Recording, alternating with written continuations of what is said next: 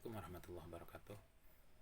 Alhamdulillah, assalamualaikum warahmatullahi wabarakatuh. Pada kesempatan ini saya akan menyampaikan tentang tanggapan kita terhadap pendapat kaum orientalis yang mengatakan bahwa Islam tidak punya tasawuf. Seperti Anda bisa lihat di dalam sesi yang lain di channel saya ini tentang pendapat kaum orientalis.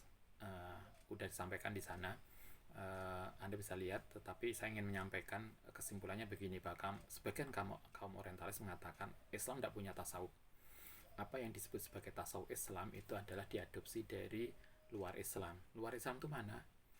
Adalah satu dari Persia dan Majusi, yang kedua dari sumber-sumber Kristiani, yang ketiga dari ajaran Hindu dan India, pengaruh India, dan yang keempat adalah dari pemikiran filsafat Yunani. Oke, ada 4 itu.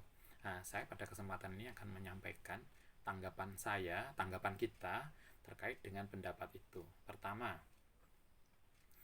pendapat kaum orientalis yang mengatakan, sebagian kaum orientalis yang mengatakan bahwa tasawuf Islam itu berasal dari Persia dan ajaran Majusi. Pendapat ini tidak bisa diterima dengan beberapa alasan. Paling enggak kita ada 2 alasan besar yang kita bisa sampaikan. Pertama, kalau mereka alasannya kan karena ada tokoh dari Majusi yang dikenal sebagai tokoh tasawuf. Salah satunya adalah Bayezid Bustami dan Ma'ruf al-Karhi. Kalau orientalis mengatakan bahwa tasawuf Islam itu adalah pengaruh dari Majusi karena ada tokoh mu'alaf dari Majusi, yaitu Bayezid dan Ma'ruf al-Karhi, maka kita harus ingat bahwa tokoh sufi bukan hanya mereka berdua. Sangat banyak tokoh sufi dan sangat banyak yang jauh lebih berpengaruh dan jauh lebih terkenal. Kita mengenal ada tokoh yang lebih besar, yaitu Imam Al-Ghazali yang wafat tahun 1111. Ada tokoh Syekh Abdul Qadir Jailani yang wafat tahun 1253. Ada tokoh Imam Sadili yang wafat tahun 1258. Tokoh-tokoh ini jauh lebih besar pengaruhnya, baik secara akademik di dalam tasawuf falsafi maupun secara praksi di dalam tasawuf amali. Sehingga kalau kita hanya melihat Bayezid dan Ma'ruf, maka berarti dia tidak atau dia mengabaikan tentang peran orang-orang yang jauh lebih besar. Ghazali, Syekh Abdul Qadir Jailani, Imam Asadili jauh punya peran, jauh punya berpengaruh kitab dan wacana dan ajarannya di dalam tradisi tasawuf Islam dibanding Ma'ruf al-Karhi dan Bayezid. Itu satu tanggapan kita, sehingga kita menolak pendapat dia. Alasan kedua yang kita bisa sampaikan adalah secara kronologis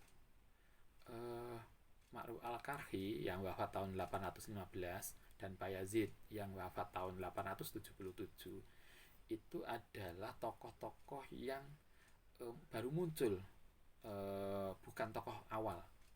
Sebelum mereka berdua ada tokoh yang justru luar biasa penting.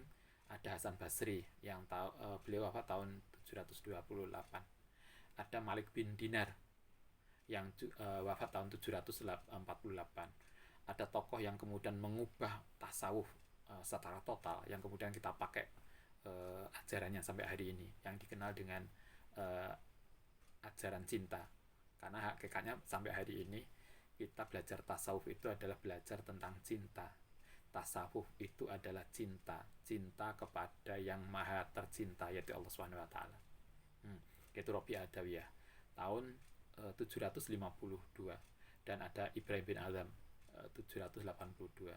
Artinya orang orientalis tadi yang mengatakan bahwa tasawuf Islam itu dari Majusi dan Persia karena keberadaan Bayezid, maka berarti mereka mengabaikan tokoh-tokoh besar yang lahir sebelum mereka berdua. Bahkan mereka juga mengabaikan peran kehidupan Rasulullah dan para sahabat, yang justru semua orang Islam rujukan perilakunya adalah ke Kanjeng Nabi dan para sahabat, tidak kepada Bayazid dan kepada Ma'ruf al-Karhi. Itu saya kira catatan untuk pendapat mereka yang kemudian kita harus menolak pendapat mereka karena tidak valid. Itu satu. Kemudian yang kedua, pendapat yang mengatakan bahwa tasawuf Islam itu dari sumber Kristen dengan alasan ada kesamaan ajaran. Loh, kalau kita mengatakan begini, kalau ada kesamaan ajaran tasawuf Islam dengan perilaku Yesus dan para rahib karena mereka lebih dulu, maka itu berarti konsekuensinya kalau kita terpengaruh oleh mereka, itu berarti juga bisa saja ajaran Kristen itu pengaruh oleh ajaran sebelumnya. Kalau dia bisa berpengaruh pada kita, maka dia juga bisa dipengaruhi oleh yang lain. Artinya gerakan atau kehidupan yang diwacanakan, yang ditunjukkan oleh Yesus dan para rahib, sesungguhnya dia juga tidak orisinal. Dia juga bisa saja dia menjiplak dan mengambil dari ajaran-ajaran sebelumnya. Itu satu. Artinya keserupaan itu bisa juga terjadi pada dia, bukan hanya kita kepada dia, tapi juga dia kepada yang lain. Itu satu yang kita sampaikan. Yang kedua adalah Nicholson sendiri, salah seorang tokoh orientalis yang menulis mendalami tasawuf, itu pada akhir hidupnya, Qaul Jadid ya, tadi Qaul Qadim, dalam Qaul Jadidnya justru kemudian merevisi pendapatnya sendiri. Dia kemudian mengatakan menilai tasawuf Islam itu dari luar Islam adalah kesalahan besar. Itu kata dia. Anda bisa baca buku di dalam Metodisme Islam atau Tasawufil Islam. Kata dia, tasawuf Islam yang benar adalah berasal dari Islam sendiri, dari Al-Quran dan contoh dari Nabi dan sahabat. Hanya, ini memang kita bisa paham, hanya kemudian pada aspek-aspek tertentu dari ritual, dari furu'iyahnya, bisa saja kemudian dipengaruhi oleh budaya lokal. Ya, kayak kita nutup aurat itu jelas ajaran agama, tapi bentuk baju yang seperti kayak saya pakai batik ini jelas budaya Nusantara. Karena di Arab gak ada baju batik. Kayak kita pakai sarung nutup aurat itu ajaran agama kita, tapi pakai sarung kan budaya kita.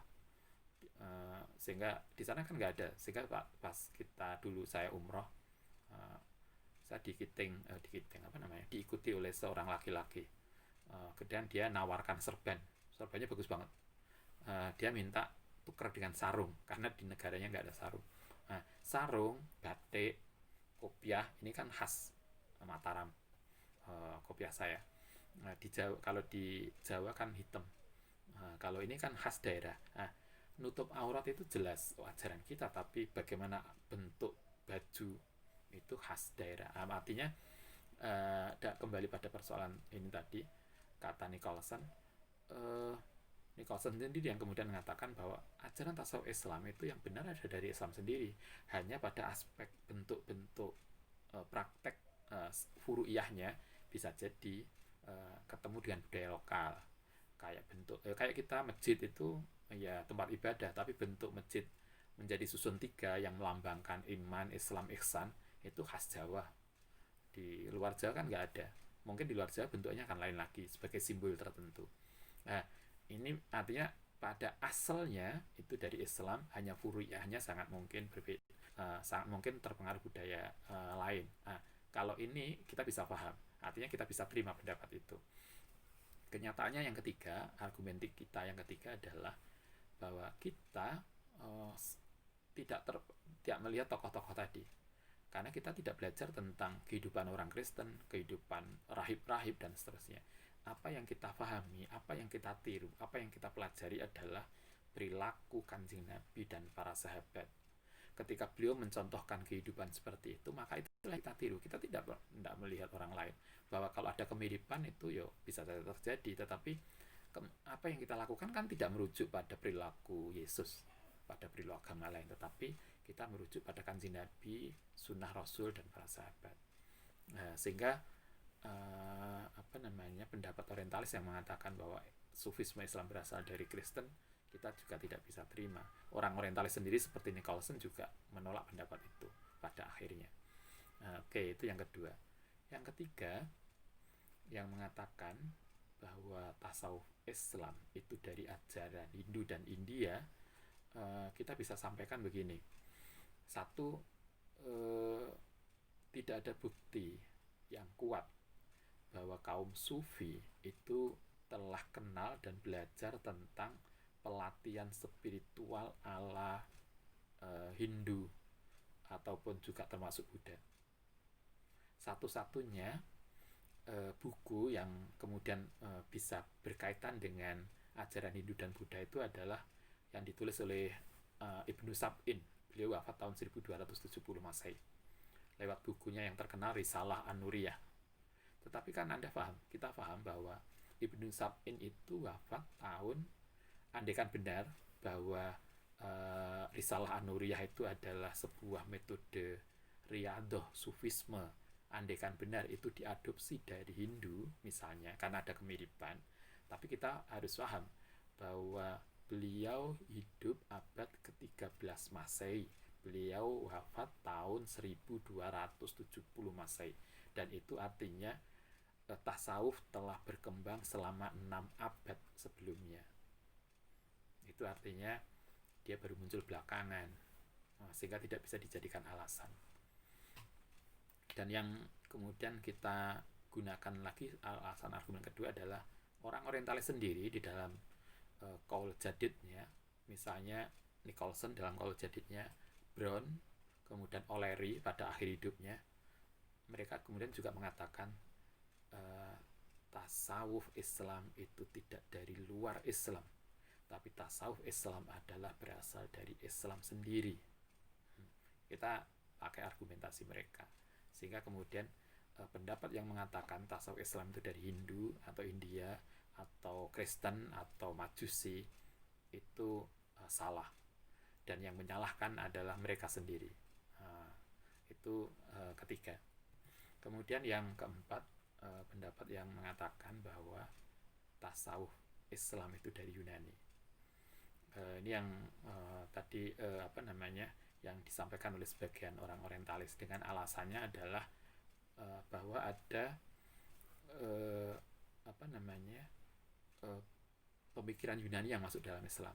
Oke, kita harus paham begini. Kalau memang tasawuf Islam itu dipengaruhi oleh Yunani, sekarang pertanyaannya kapan filsafat Yunani masuk dalam Islam? Sejarah membuktikan filsafat Yunani masuk di dalam Islam itu setelah masa penterjemahan. Yang penterjemahan itu secara masif dilakukan oleh Khalifah Al-Ma'mun tahun 825. Sementara tokoh-tokoh Sufi yang ada, tokoh-tokoh besar Sufi itu justru hidup 1 abad sebelum filsafat Islam diterjemahkan. Berarti artinya sebelum bahkan seabad sebelum filsafat Yunani diterjemahkan di dalam Islam, kita sudah mengenal tokoh Sufi besar. Ada Hasan Basri yang wafat tahun 728.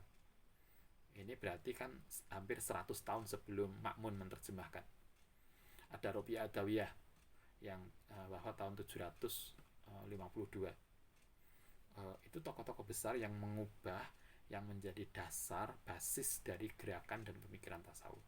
Perilaku tasawuf banyak diambilkan dari Robi'ah dan Hasan Basri misalnya. Beliau 100 tahun sebelum filsafat Yunani diterjemahkan.